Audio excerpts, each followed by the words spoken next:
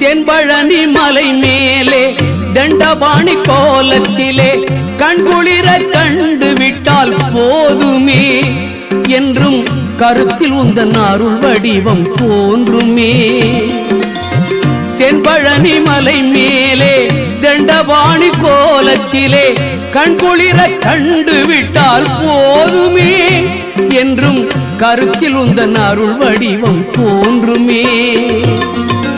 உள்ளத்திலே நீ இருக்க உன்னை நம்பி நான் இருக்க வெள்ளிமலையான் மகனே வேலையா என் வாழ்வு வளம் காண கடைக்கண் பாறையா கடைக்கண் பாறையா.